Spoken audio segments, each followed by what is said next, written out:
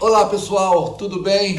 Nós aqui de volta para falar com vocês agora sobre filmes. Obrigado por você acessar o canal da BV Filmes, mas eu quero falar um pouquinho mais, rapidinho antes de começar o filme, para que você se inscreva.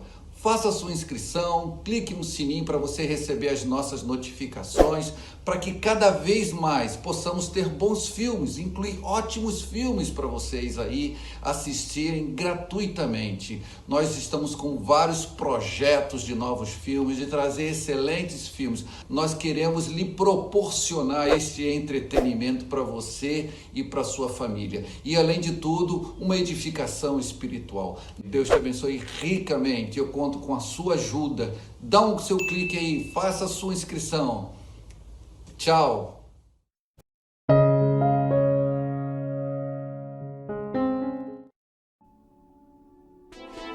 Este livro é a mais extraordinária obra da literatura que este mundo já viu. A Bíblia superou em vendas qualquer outra publicação, tendo sido traduzida para mais idiomas que qualquer outra. Algumas pessoas eram tão devotas à crença de este ser o livro da Palavra de Deus que estavam dispostas até a morrer por ele. Sob o poder de Nero, eles foram devorados por leões ou queimados presos a estacas por Bloodmere, rainha da Inglaterra. Outros usaram este mesmo livro como justificativa para as cruzadas que ceifaram centenas de milhares de vidas inocentes. Esta é a história de como a Bíblia sobreviveu desde os tempos de Moisés até alcançar as margens da América no Mayflower.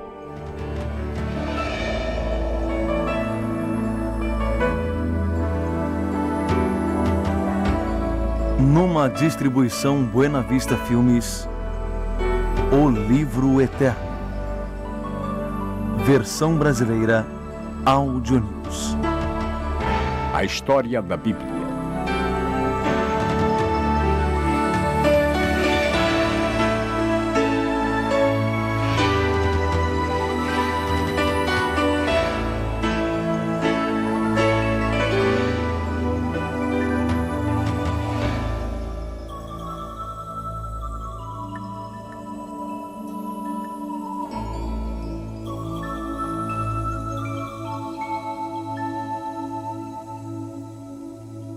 A Palavra de Deus em inglês, a Palavra de Deus para o Homem Comum, 389 a 1382 DC.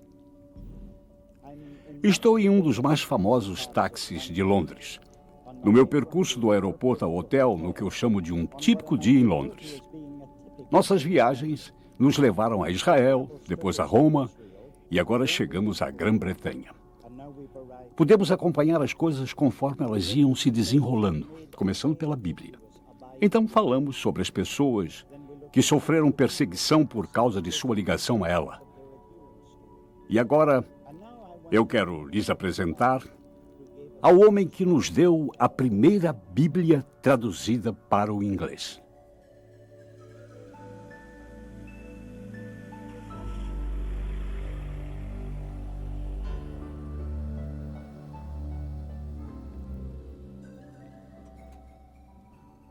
Obrigado. Obrigado. Vamos também falar sobre o fósforo que deu início ao fogo da reforma. Continue ligado, sim?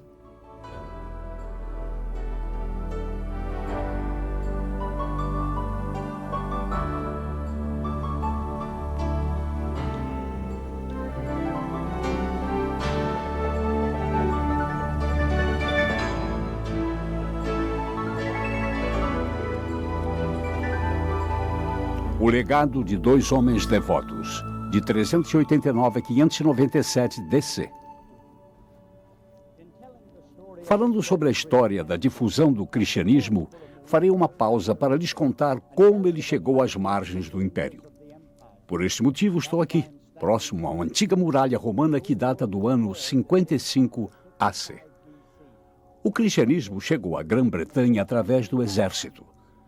Este certamente contribuiu para a difusão do cristianismo no país. Descobri um lugar aqui na Inglaterra que foi escavado e onde viveu um general romano, e havia uma espécie de simbolismo nos muros da casa. Há um sinal e a cabeça de Cristo que datam do século IV e que se encontram no Museu Britânico. É um mosaico feito de azulejo e é de uma época que prova que o cristianismo esteve nesta ilha por volta do século III.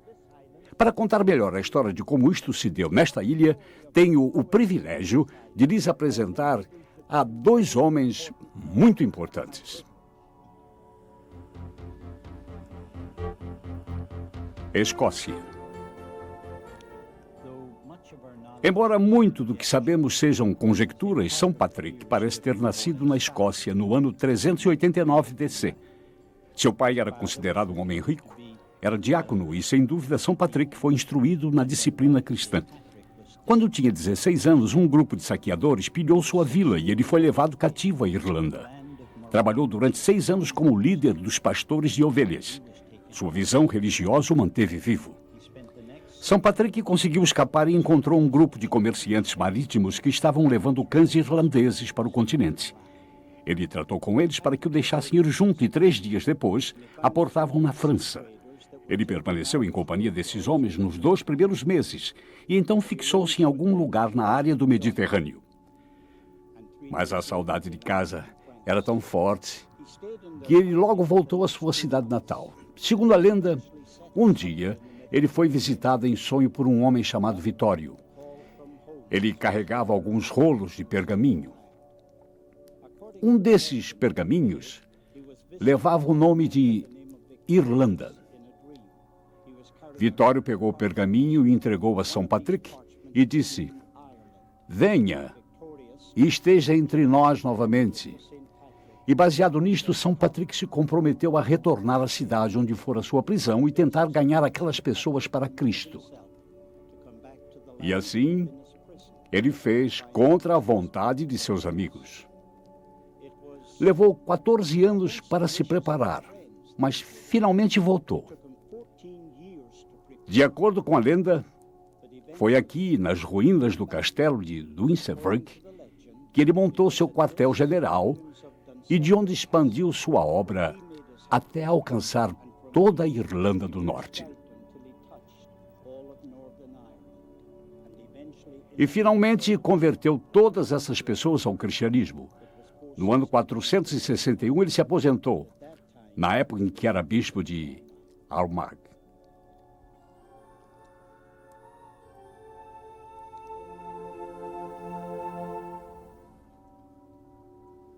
De acordo com a lenda, esta rocha acinzentada atrás de mim foi o lugar do descanso final de São Patrick. Mas antes de concluirmos o capítulo de sua vida, eu gostaria de fazer 2 adendos ao que já foi dito. Primeiro, foi este homem que trouxe o cristianismo à Irlanda. Historiadores discordam com inúmeros fatos de sua vida, mas nenhum deles contesta essa questão. A Irlanda deve a este homem a chegada do cristianismo à ilha. Segundo, é em relação ao fato de que, na ausência de São Patrick, da Escócia, esta se voltou novamente ao paganismo. Mas sob a influência de São Patrick na Irlanda, 102 anos depois, em meio às centenas de pessoas que foram trazidas para Cristo, havia um outro homem, que numa embarcação feita de pele de baleia da companhia de 12 pessoas, deixou a ilha e foi para a Escócia para evangelizar. E seu nome era São Columba. São Columba nasceu em dezembro do ano 521 DC, na parte norte da Irlanda conhecida como Ulster. Ele era descendente de uma família real e, de acordo com muitos relatos, ele poderia ter sido o rei da Irlanda. Foi Finian, o principal abade erudito da época, que apresentou São Columba uma vida de real compromisso com Cristo e de estudo sistemático das Escrituras. São Columba foi ordenado ao sacerdócio. Ele, junto com outros monges, começaram a estabelecer monastérios. Durante este período, a lenda nos relata mais de 100 mosteiros fundados por São Columba. Ele decidiu deixar sua terra natal, a Irlanda, e ir para a Escócia. Reunindo 12 companheiros numa imitação aos 12 apóstolos, São Columba partiu rumo às terras pagãs do extremo norte. Eles finalmente aportaram na pequena ilha de Iona, aproximadamente 800 metros de distância do continente. São Columba tratou logo de construir um mosteiro, o qual iria servir de base em seu campo missionário. Nesta época, Iona se tornou o principal centro de evangelização da Escócia e norte da Inglaterra. Ele foi ainda corajoso bastante para levar o evangelho ao rei bárbaro dos Picts, o que resultou em sua conversão e, como consequência, uma paz relativa ocorreu entre os Picts e os escoceses. Graças à sua devoção, São Columba é uma peça fundamental para a história do livro indestrutível. Ele escrevia poesias e amava profundamente os livros poéticos da Bíblia, em especial os Salmos. O exemplo de São Columba, de autorrenúncia e vida piedosa, foi reforçado por várias manifestações milagrosas de poder, profecia e cura. Sua grande dedicação à Bíblia o transformou no maior missionário que a Escócia e a Irlanda já conheceram. Aos 75 anos de idade, após gastar um dia transcrevendo um salmo, ele levantou de sua cama para se juntar aos seus irmãos em sua tradicional tarefa da meia-noite. Chegando até eles, enfraquecido pelos anos de lida, ajoelhou-se no altar e caiu desfalecido. São Columba voltou a si, despediu-se abençoando seus monges e faleceu serenamente nas primeiras horas do domingo, dia 9 de junho de 597. É mais que coincidência terminarmos a história de São Columba voltando ao túmulo de São Patrick. Digo mais que coincidência porque a Escócia foi quem evangelizou a Irlanda através de São Patrick. E foi a Irlanda que evangelizou a Escócia através de São Columba. Estes dois acabaram se associando como pai e filho, causa e efeito. Seus ministérios foram exatamente o mesmo. O efeito de seus ministérios foi exatamente o mesmo. E, por coincidência, ambos os corpos foram enterrados na mesma sepultura. Segundo a tradição, esta é a rocha da sepultura de São Patrick e São Columba. O Cocheiro e o Erudito, de 650 a 735 DC. Façamos agora uma pausa em nossa história para prestar honras a um grupo de homens deste antigo período inglês ou anglo-saxão. Estes homens tentaram, por meios primitivos, traduzir as escrituras para sua língua nativa. Um deles foi um simples cocheiro. A área é a cidade litorânea de Whitby, em Nortúmbria, norte da Inglaterra. O exato lugar é um mosteiro, as ruínas de um mosteiro do ano 664. Foi quando uma grande convenção ocorreu aqui, onde foi debatido se deveria ser mantida a data britânica para a Páscoa ou deveriam convertê-la para a data romana. É bem provável que um certo homem chamado Caedmon estivesse presente nessa convenção, pois ele só faleceu 16 anos depois, no ano 680. Caedmon era um homem de estábulo. Ele cuidava dos cavalos e do gado, e ao final de um dia de trabalho, as mais diversas pessoas do monastério se reuniam no saguão principal. Ficavam em volta de uma grande fogueira e festejavam. Eles se divertiam tocando harpa e cantando uns para os outros. Sempre que era a vez de Caedmon cantar, ele se desculpava em voz baixa, pois havia coisas importantes a fazer no estábulo. E tinha que tomar conta dos cavalos e do gado. Numa ocasião dessas, quando voltava ao estábulo, ele recebeu, segundo a história, uma visita divina. O anjo disse: Caedmon, cante para mim. Ele disse: eu não sei cantar, e é por isso que deixei a festa. O visitante insistiu: cante para mim, Caedmon. Ele então respondeu: o que devo cantar? Ele disse: cante sobre o início da criação. Caedmon cantou e se surpreendeu não só com o seu talento para o canto, mas também com o conhecimento que tinha sobre a história da criação.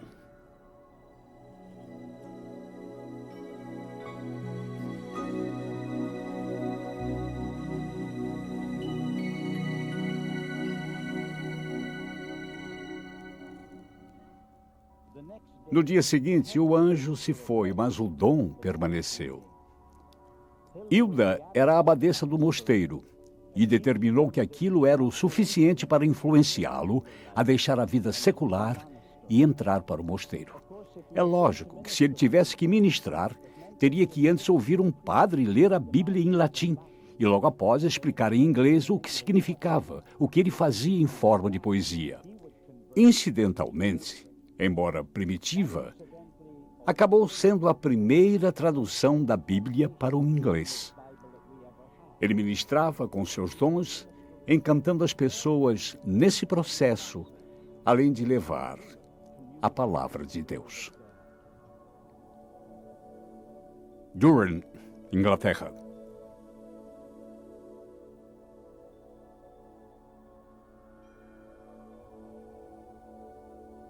Cristo é a estrela matutina, a qual traz aos santos a promessa da luz da vida após a escuridão da noite deste mundo, trazendo assim dias eternos. Esta é uma tradução moderna de Apocalipse, capítulo 2, versículo 28. Você pode notar que estava escrito em latim. Isto é o mais próximo que hoje chegamos à tradução do que nos foi dado pelo venerável Bedi. Ele é a quarta pessoa da qual quero falar. Os restos mortais desse homem estão sob esta laje. Este túmulo encontra-se em uma das alas da grande catedral de Durham. Esta catedral é uma das, se não a mais antiga catedral da Inglaterra. Mas como o corpo veio parar aqui é uma história à parte. Ocorreu que o venerável Bedi faleceu no ano de 735 e antes do ano 1022, alguém desta localidade foi até o local de seu sepultamento e trouxe os restos mortais para cá.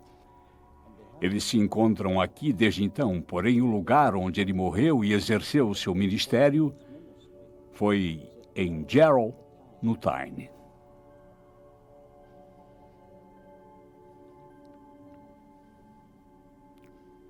O venerável Bedi era um monge, um erudito, matemático, historiador, teólogo. Foi ele quem escreveu a história eclesiástica da Inglaterra. E com isso conquistou o título de pai da história inglesa. Mas sua última e maior obra foi a tradução do Evangelho de João. Ele estava bastante debilitado e fraco naquela época. Por isso traduzia e ditava a um escriba o que seria escrito. Numa certa ocasião, o escriba foi até seu mestre informá-lo que já estavam no último capítulo, mas que temia que, devido ao seu estado, não conseguissem concluir. Não, disse Bedi. Escreva depressa. Aconteceu que ao final daquele dia chegaram ao último versículo e quando terminaram a tradução, ele se recostou em seu travesseiro e faleceu em algum lugar próximo de onde estou neste momento, pois ele gostava de cultuar exatamente nesta sala.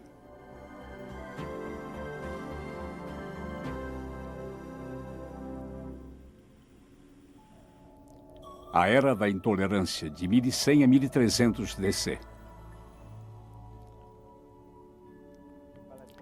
Enquanto viajo de trem através deste cenário espetacular dos Alpes, me recordo de um grupo de pessoas que viveram aqui durante a Idade Média. Eram chamados albigenses. Possuíam este nome porque o nome da cidade de onde vinham era Albi. Eles tinham o que alguns chamariam de pontos de vista estranhos. Acreditavam que quando Lúcifer pecou, Deus deu um corpo a ele e o expulsou dos céus. E este fez todas as coisas materiais. Por isso a matéria é intrinsecamente má. E a única forma de libertar o espírito de sua prisão carnal é conservar esteticamente todas as restrições exigidas em várias áreas distintas da vida. Acreditavam que, a menos que fizesse um certo juramento antes de morrer, reencarnariam novamente. Talvez você não concorde com isso, mas um amigo meu uma vez disse algo que nunca mais esqueci. Ele disse: o preço da liberdade é a defesa dos idiotas. Eu não estou afirmando que eles eram idiotas. Estou dizendo que, em se tratando de liberdade, temos que tolerar as pessoas que não concordam conosco. Mas eles não pensavam assim na Idade Média. Ao contrário, perseguiam severamente quem quer que discordasse deles. Os albigenses pagavam um preço alto por suas crenças estranhas. Eram perseguidos e mortos. Na França, no ano 1210, em apenas um dia, 200 pessoas foram queimadas até a morte.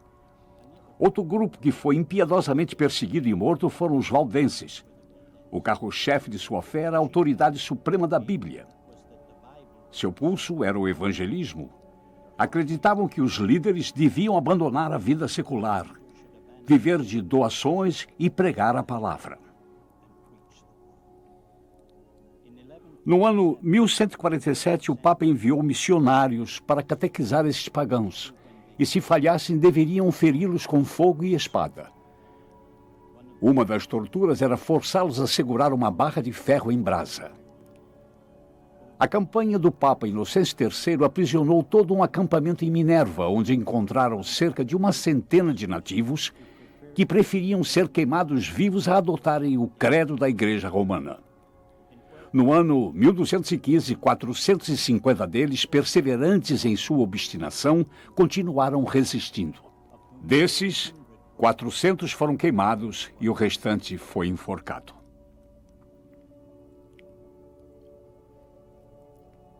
A perseguição, de fato, teve o mesmo efeito que tivera na Roma Antiga.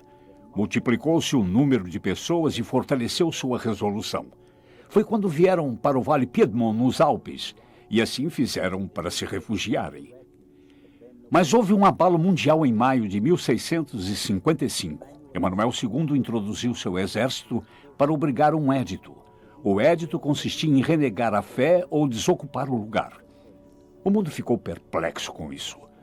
Muitos mandaram suas mulheres, crianças e idosos para as regiões montanhosas, para que ficassem seguros, enquanto os jovens e os homens ficaram para esperar o inimigo.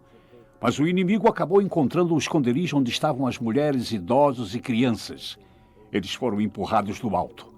Até mulheres com crianças nos braços eram lançadas daquelas montanhas íngremes. Foi John Middleton que disse que seus corpos estavam espalhados no frio das montanhas alpinas. Encorajaram Oliver Cromwell a escrever uma carta pública, e assim ele fez, trazendo a todos um alívio temporário.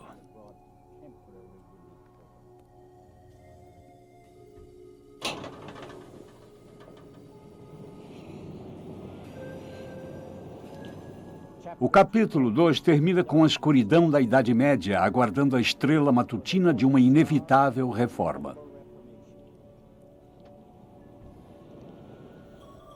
John Wycliffe, tradutor da primeira Bíblia em inglês, ano de 1324, DC. Neste momento eu estou num barco no rio Tamisa, na Londres moderna. Atrás de mim pode-se ver a famosa Torre de Londres e logo após a Ponte da Torre. Mas não é a Londres de 1324, quando John Wycliffe nasceu.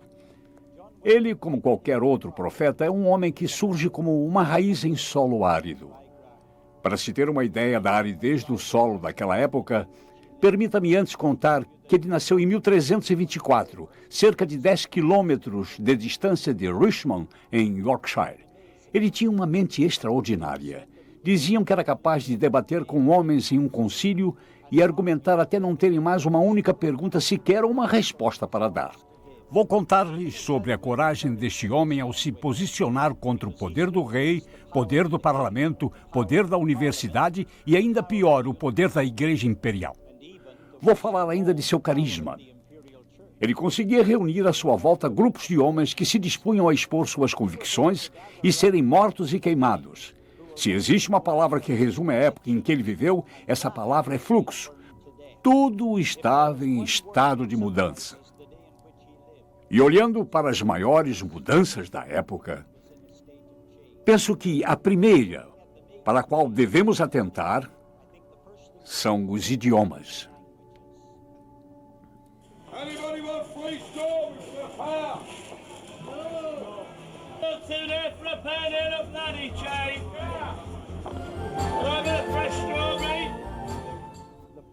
A primeira importante área é a da linguagem.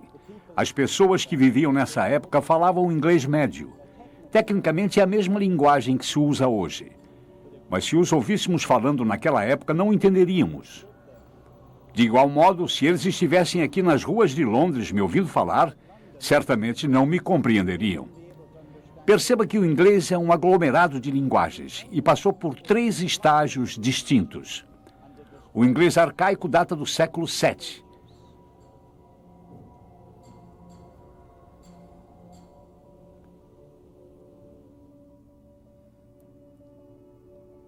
Vocês não podem esquecer que isto aqui é uma ilha e tem apenas 966 quilômetros de extensão. De John O'Groats até Land's End, ou seja, do início da Escócia até o final da Inglaterra, não há um lugar na ilha em que se fique mais de 160 quilômetros de distância do oceano. Quando não havia um governo central, invasores estiveram aqui em mais de uma ocasião. Muitos acabaram ficando. Os Jutes, por exemplo, se fixaram ao norte, os saxões ao leste e os anglos se fixaram no centro, ao longo da fronteira escocesa até o rio Tâmisa. A língua falada pelos anglos era a de Marcian, e era o tipo de linguagem usada aqui em Londres naquela época.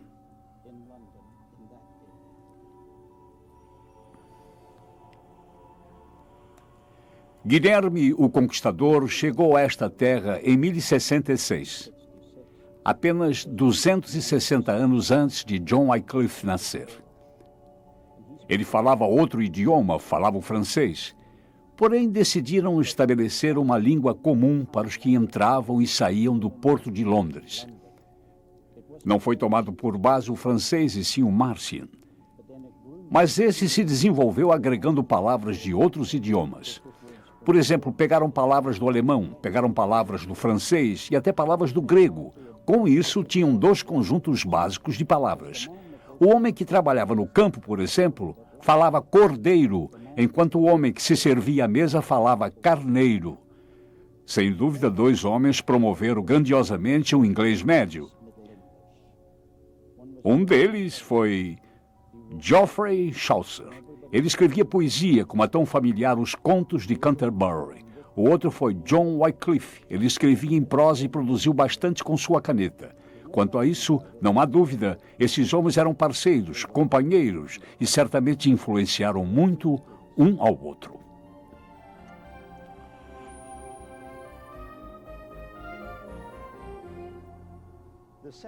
Runnymede, Inglaterra. A segunda área que estava sofrendo grandes mudanças era a política. De volta ao ano de 1066, quando Guilherme, o Conquistador, tomou essa nação, governou através de barões. Esses barões recolhiam impostos e organizavam um exército para ele. Seu trono foi deixado para seus sucessores, e um deles foi o rei John. Quando o rei John herdou a coroa, com ela vieram enormes débitos, e ele precisava discorrer longamente sobre essas dívidas, pois queria guerrear contra a França, mas os barões se mostraram irredutíveis. Ele tentou evitá-los. Chegou até a prometer ao rei Mohammed de Marrocos que, se ele o ajudasse com exércitos, se tornaria muçulmano, mas eles não aceitaram. O rei John também não podia recorrer ao Papa, pois tinha violado as leis papais apontando seu próprio arcebispo de Canterbury. Apesar de todos os seus esforços, o rei John foi obrigado a chegar a um acordo com seus barões, e estes o fizeram assinar um documento que ficou conhecido como Carta Magna, em 1215. Este tratado se deu nesta ilha, atrás de mim, em Runnymede, no rio Tâmisa. John Wycliffe tomou esse documento, a Magna Carta, e teceu na estrutura da vida política e religiosa da Inglaterra. E uma das ferramentas que o auxiliou a realizar esta tarefa foi sua Bíblia. O campo de batalhas, 1350 DC. Não é difícil resumir os 60 anos que John Wycliffe viveu desde 1324 até 1384. Os primeiros 16 anos de vida foram vividos na obscuridade, até onde os historiadores conhecem, até que se mudou para a cidade de Oxford. Quando chegou aqui, veio para estudar e passou os primeiros 16 anos buscando a graduação em bacharel de artes. Os 16 anos seguintes, ele trabalhou em seu doutorado de teologia, e os últimos 12 anos de sua vida, ele passou aqui na universidade, 11 deles ensinando numa das faculdades. Voltando ao ano de 1167, os franceses expulsaram os estudantes ingleses da Universidade de Paris, e então eles vieram para a cidade de Oxford, no intuito de construir uma universidade. Mas o povo da cidade não gostou da ideia. De fato, uma polêmica muito séria surgiu entre as pessoas que viviam em Oxford. e os universitários que vieram estudar. Na verdade, foi tão séria que em 1209 um grupo de estudantes decidiu não ficar mais por aqui. Foram para Cambridge e construíram outra universidade. E por 600 anos existiu apenas 2 universidades na Inglaterra, esta em Oxford e a outra em Cambridge.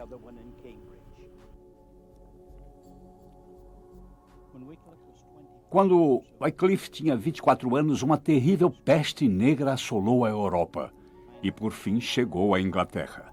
Não havia cura. Seus tentáculos alcançavam ricos e pobres, jovens e velhos, e causou grande temor ao coração de Wycliffe. O povo de Londres passou a utilizar os campos abertos de Smithfield como um local comum para enterros, onde colocavam 200 vítimas todos os dias. Aquele luto diário continuou até que a praga tivesse dizimado centenas de milhares de vidas.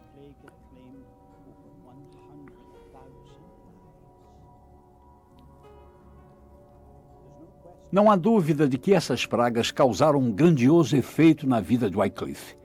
Na verdade, 2 dos maiores fatores que fizeram deste homem um reformador, um deles está relacionado a essas pragas.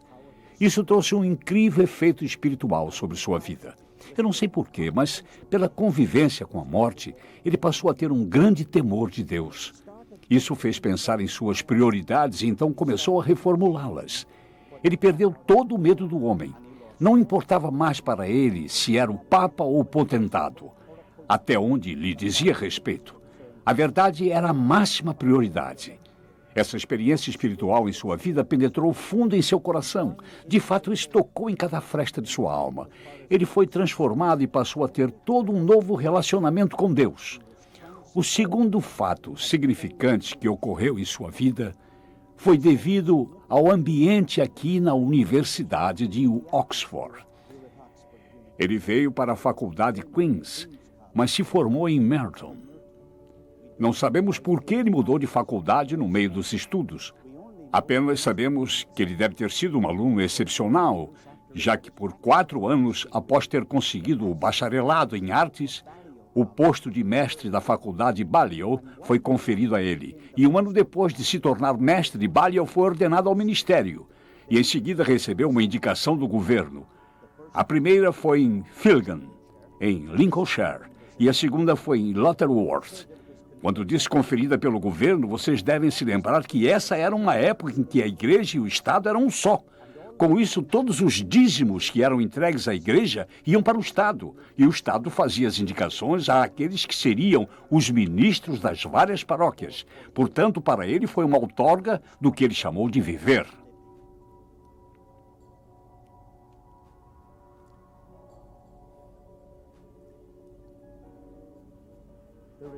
Não há dúvida de que sua estada aqui em Oxford causou um efeito enorme em sua vida como um reformador. A maneira como eles faziam as coisas naquela época, a atmosfera acadêmica, era diferente. Não era uma simples questão de ser capaz de fazer suas anotações durante a aula e reproduzi-las nos exames. O que eles faziam naquela época era definir seu talento através do quanto você era capaz de defendê-lo em público. Esses debates eram comuns, e assim ele se tornou um mestre em debates. As coisas começaram a ficar menos cinza e bem mais preto ou branco. Segundo sua opinião, certo era certo e errado era errado, e o certo tinha que prevalecer naquela época. Duvidar era deslealdade. Vacilar seria pecado.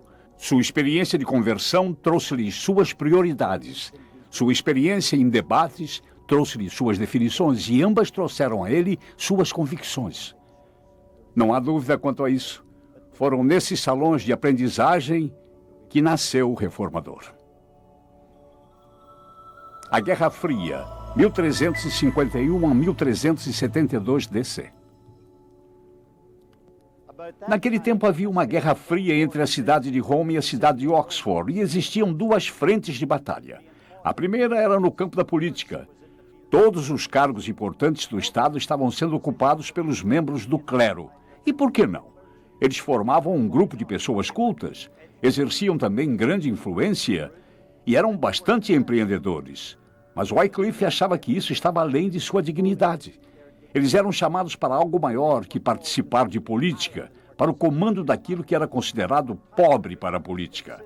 Ao mesmo tempo que Wycliffe propunha um trato para esta questão, os conselhos do parlamento apresentavam uma petição ao rei, e ambos negociaram com o punho de ferro que a Roma tinha na Inglaterra. Não havia dúvidas sobre isso.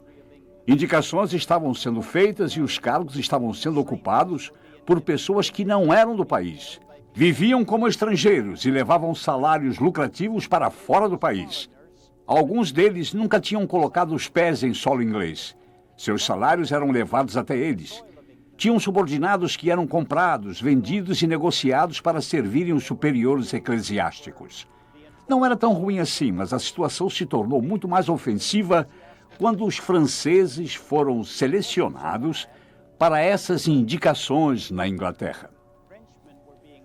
Não se esqueçam de que isso aconteceu numa época em que a Inglaterra estava envolvida numa guerra de 100 anos com a França, e isso incitou os humores no país.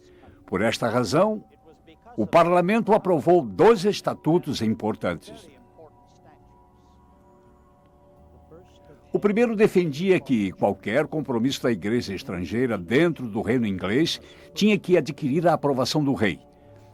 A segunda lei impedia qualquer tribunal estrangeiro de exigir juízo ou proferir uma penalidade para qualquer inglês, a menos que passasse antes por um tribunal inglês.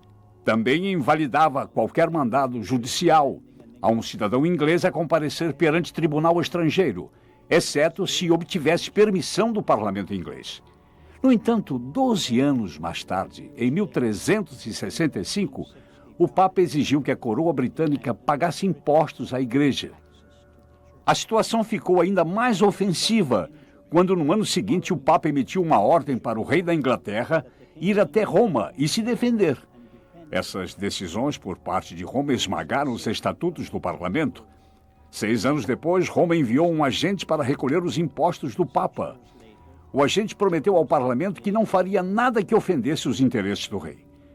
No entanto, quando chegou com sua comitiva extravagante e imponente, em togas suntuosas e grande equipe de contadores, Wycliffe pôde imediatamente ver que ele prometera o que não poderia cumprir, e o atacou através de panfletos, o acusando, sobretudo, de mentiroso.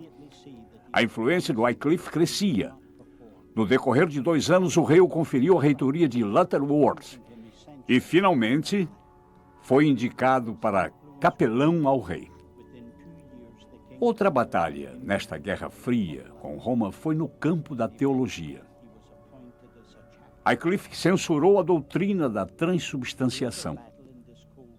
A doutrina era uma inovação recente, datando apenas de 1215. A igreja afirmava que os elementos da comunhão eram transubstanciados no real corpo e sangue de Cristo. Wycliffe viu sérios problemas na interpretação dada pela igreja. A sua investigação sobre esses assuntos causou a morte de homens nobres que foram queimados 125 anos depois por causa de sua oposição a esta doutrina. Apesar de tudo isso, o fato de Wycliffe ter recebido seu doutorado em 1372 sugere que ele não era considerado herético pela igreja naquela época. Sua caneta poderosa de 1360 a 1381 DC. Um sentimento de desesperança religiosa entristecia seu espírito. Então John Wycliffe admoestava seus pupilos acerca das grandes imoralidades daquela época. E então ele pegava sua caneta e escrevia. Sem dúvida, seus escritos influenciaram profundamente os alunos da faculdade Balliol. Estou neste momento na sala de jantar da faculdade e é um hall de recordações. Há retratos pendurados nas paredes de alguns dos mais famosos ex-alunos, entre eles, por exemplo, um primeiro-ministro. Quando John Wycliffe percebeu que influenciar o corpo de estudantes da faculdade Balliol não era suficiente, foi então que ele dedicou-se a exercer sua influência através da escrita. Não podemos deixar de lembrar que naquele tempo não existiam máquinas impressoras. Todo documento tinha que ser escrito a próprio punho e esmeradamente reproduzido com o objetivo de circular entre o público. Não sabemos exatos quantos documentos ele escreveu, mas certamente sabemos que havia 200 manuscritos distintos que vieram das mãos de Wycliffe.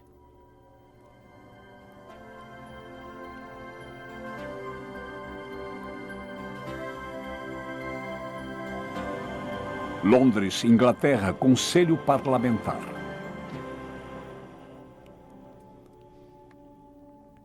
A próxima sucessão de eventos importantes nos escritos de Wycliffe veio em 1366, quando ele decidiu com o parlamento ir contra um tributo que estava sendo exigido pelo Papa Urbano V. Ele considerava as solicitações do Papa inconstitucionais, porque violavam o estatuto parlamentar e, ao mesmo tempo, eram injustificadas. Eles promoveram a divisão da Igreja e Estado, que exigiu que Wycliffe se postasse de um lado ou do outro. Ou ele defendia a Igreja, ou defendia o Estado. Naquela ocasião, ele acreditava que a Igreja estava sendo injusta com o Estado. Sua posição trouxe-lhe certo privilégio, não apenas com a realeza, mas também com os membros do parlamento, pelo qual ele, de fato, se tornou o capelão do rei em 6 de novembro de 1375. Sua caneta se tornou a arma que ele usava com habilidade. Em seus escritos, ele se tornara tanto dinâmico quanto forte. Ele declarou convicções ousadas, como a citação: "A Inglaterra não pertence a ninguém. O Papa é apenas um homem sujeito ao pecado. Mas Cristo é o Senhor dos senhores, e este reino é sustentado diretamente e unicamente por Cristo." Ele considerou a divisão entre Roma e Londres irreconciliável.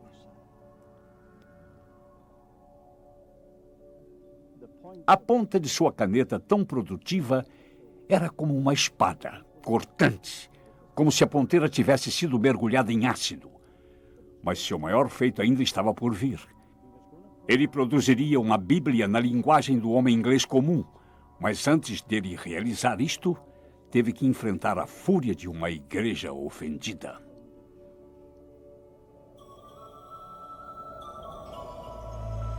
Heresia, de 1377 a 1383 DC. Catedral de São Paulo, Londres, Inglaterra. Após Wycliffe ter escrito seu domínio civil, todas as ameaças contra ele acabaram se tornando ataques.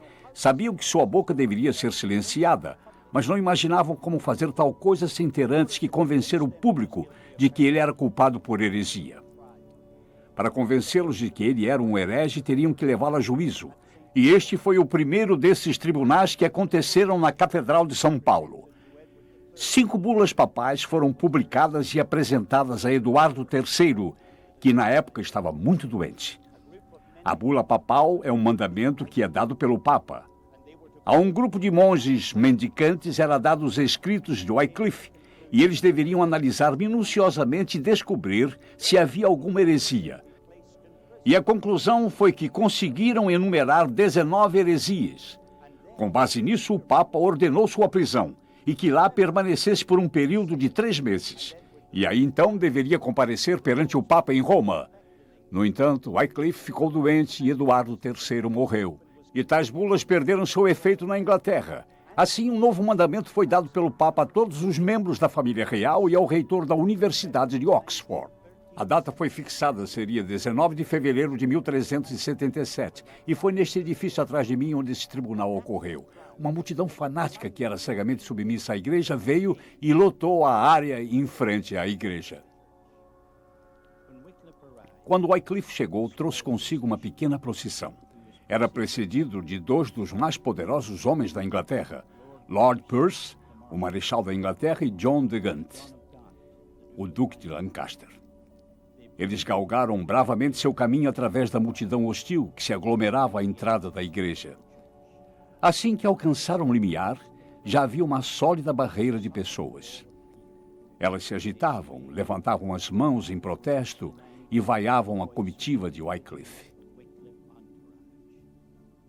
Lord Percy e Courtenay, o dirigente do ato, trocaram entre si palavras de desagravo.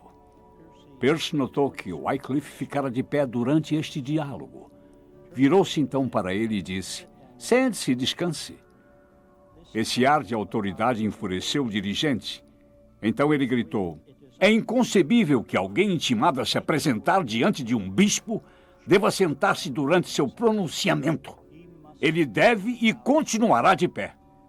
Um tumulto surgiu e interrompeu o processo das atas, e Wycliffe e seus acompanhantes escaparam do perigo ameaçador. No ano seguinte, tudo havia mudado para Wycliffe. Aquele ano foi a eleição de um papa rival e o início da dissidência de 40 anos, com 2 ou mais papas se confrontando durante esse período. Isso enfraqueceu dramaticamente o poder do papado, o que permitiu a Wycliffe fazer o que quisesse. E assim ele começou a desenvolver ideias mais radicais, as quais em qualquer outra época da Idade Média teria resultado na sua destruição. Em 1381, ele publicou o seu fiel Eucaristia e logo em seguida 12 proposições. Esses escritos atacaram diretamente a doutrina da transubstanciação. Wycliffe considerava tal ensinamento antibíblico e sem sentido. O efeito desses escritos fez Wycliffe perder todos seus amigos influentes no palácio, no parlamento e na faculdade. Agora, ele estava só. Após mais uma tentativa frustrada de seus perseguidores, Wycliffe se preparou para sua batalha final.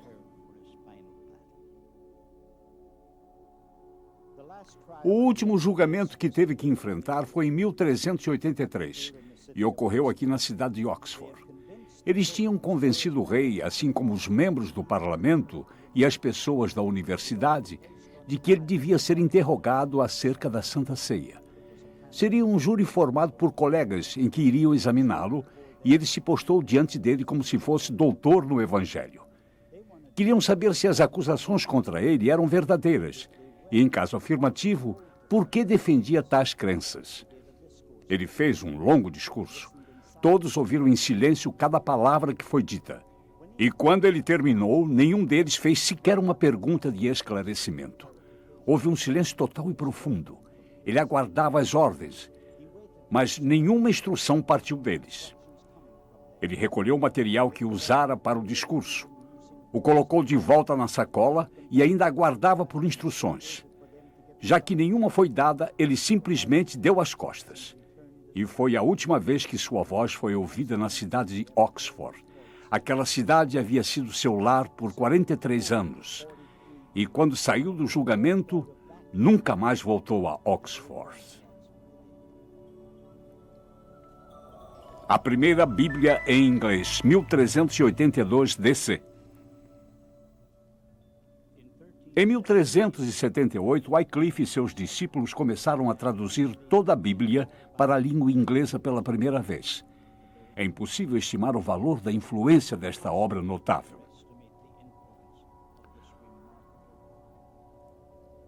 Wycliffe defendia que a Bíblia continha toda a revelação de Deus e que era desnecessário qualquer ensinamento além, pela tradição da Igreja, Papa ou qualquer outra fonte. Além disso, qualquer outra autoridade, tradição ou até os papas deveriam ser avaliados através das Escrituras. E, por fim, que houvesse livre acesso à Bíblia para todos os cristãos, até mesmo aos plebeus.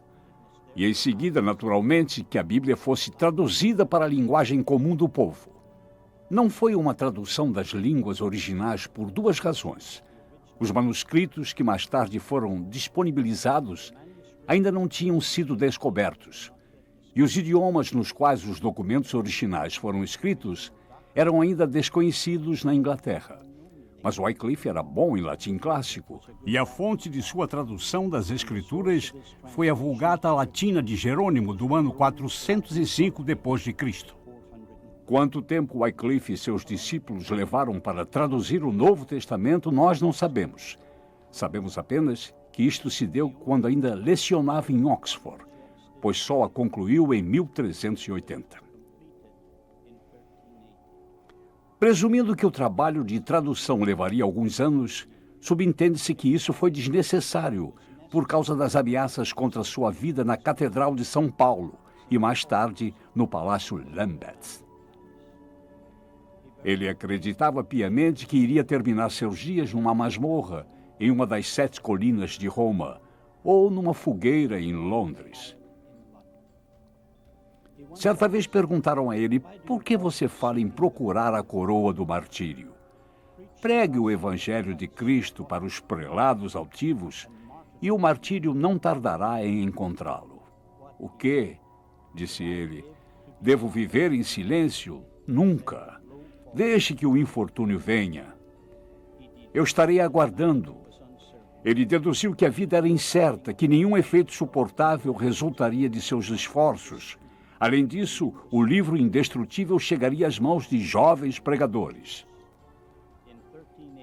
Em 1382, ele concluiu o Velho Testamento e, pela primeira vez na história da Inglaterra, o povo teve a Bíblia em sua própria língua.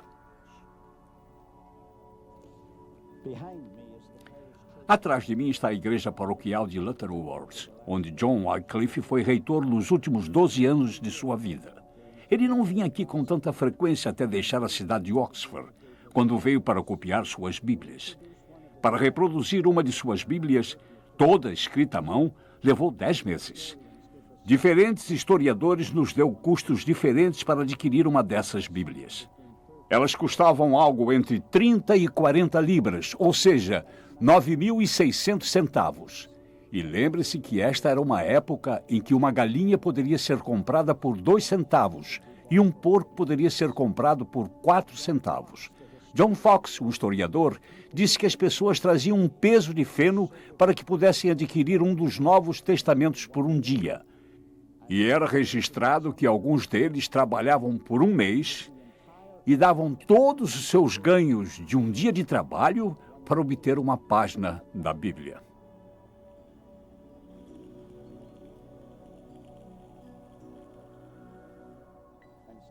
Estou aqui junto ao púlpito do qual John Wycliffe pregou nos últimos anos de sua vida.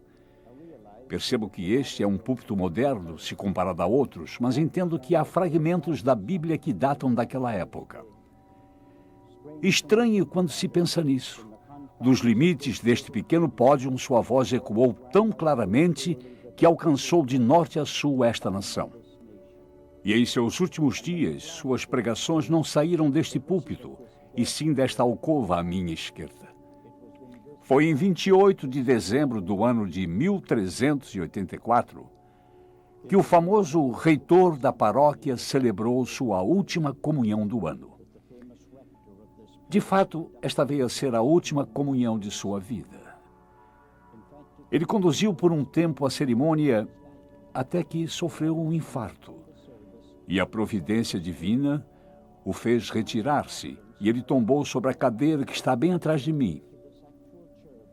4 homens se levantaram da congregação e, em silêncio, caminharam em sua direção.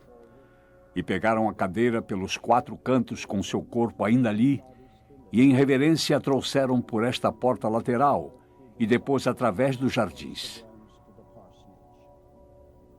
2 dias depois, em 31 de dezembro, deu seu último suspiro.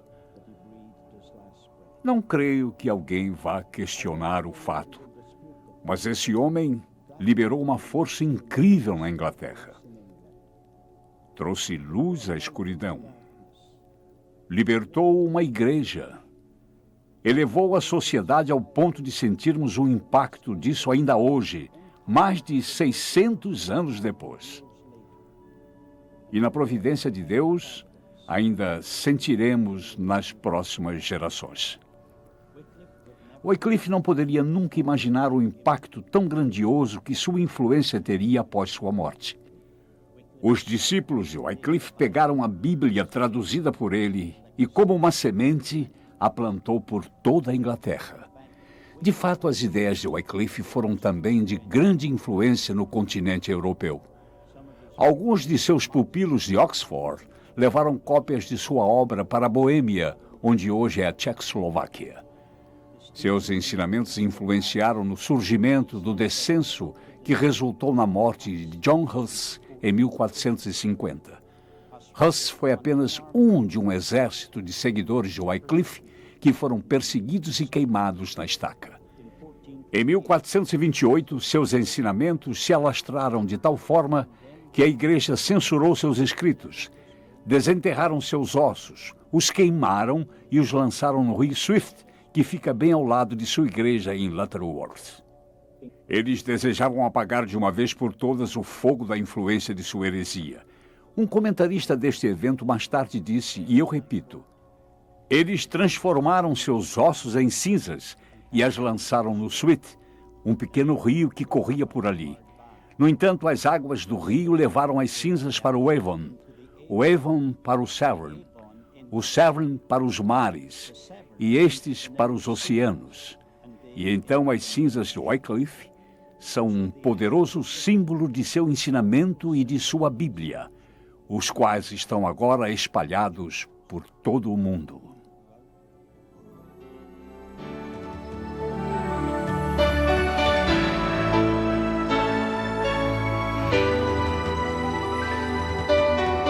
Versão brasileira Audio News.